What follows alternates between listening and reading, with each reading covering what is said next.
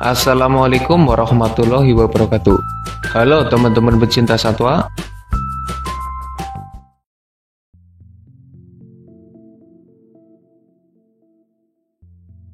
Ada ikan yang penampilannya tidak mirip seperti ikan. Hobinya terbang di udara. Mungkin cita-citanya ingin menjadi burung. Atau mereka menginspirasi lagunya netral yang judulnya Terbang Tenggelam. Namanya adalah ikan pari atau rai. Hewan yang satu ini benar-benar unik. Admin mengenalnya dari penampilan yang seakan memiliki sayap, serta ekornya yang panjang dan sebagian sangat berbahaya. Serangan ekor itu pernah menyebabkan kematian terhadap seorang ahli satwa dari Australia. Steve Irwin meninggal dunia setelah insiden di laut, di mana seekor stingray menusukkan ekornya dan mengenai jantungnya, menyebabkan pendarahan dan akhirnya Steve Irwin meninggal dunia. Ikan pari berasal dari superordo Batoidae. Kerabatnya adalah ikan hiu. Ada sekitar 600 jenis ikan pari yang dikelompokkan ke dalam 4 ordo dan 26 keluarga. Ikan pari dikenali dengan tubuhnya yang pipih dan tulang rawanya. Punya beberapa kemiripan dengan ikan hiu. Mereka adalah pemangsa yang biasanya memburu hewan kecil. Bahkan ada pula yang makanannya adalah plankton. Dari sekian banyak ikan pari, ada beberapa yang terkenal.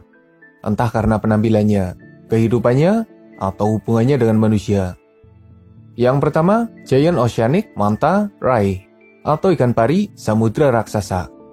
Dikenal sebagai jenis ikan pari dengan ukuran terbesar di dunia. Lebarnya bisa mencapai 7 meter dengan berat mencapai 3 ton. Ekornya panjang dan tidak berduri. Kepalanya unik, seperti punya tanduk. Warnanya gelap, bermotif putih. Pergerakannya seperti burung yang terbang dengan anggun. Mereka sering bermigrasi. Makanannya adalah hewan kecil, entah plankton, udang, atau bahkan ikan kecil. Yang kedua, Shark Rai, atau Rhina ankylostoma, atau ikan pari hiu.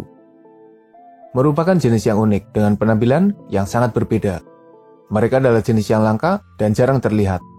Ukurannya lumayan besar, di mana panjangnya mencapai 2,7 meter.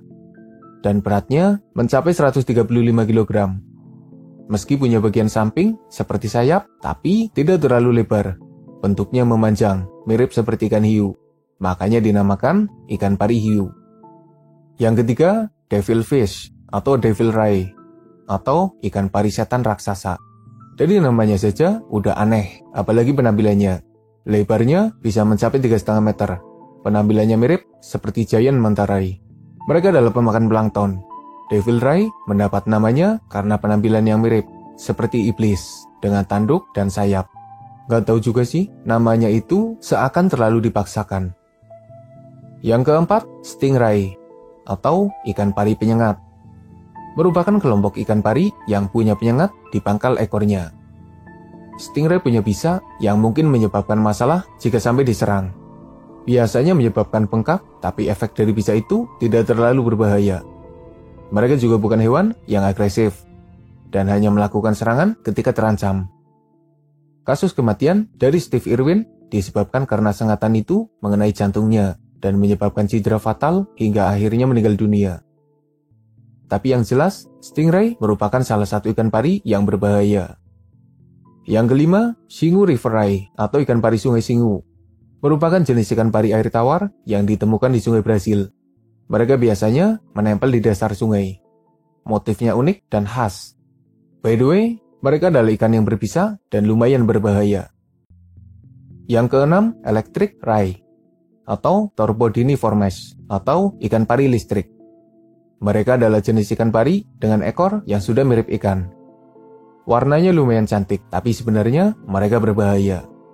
Electric ray bisa menyengat dengan aliran listrik yang lumayan kuat.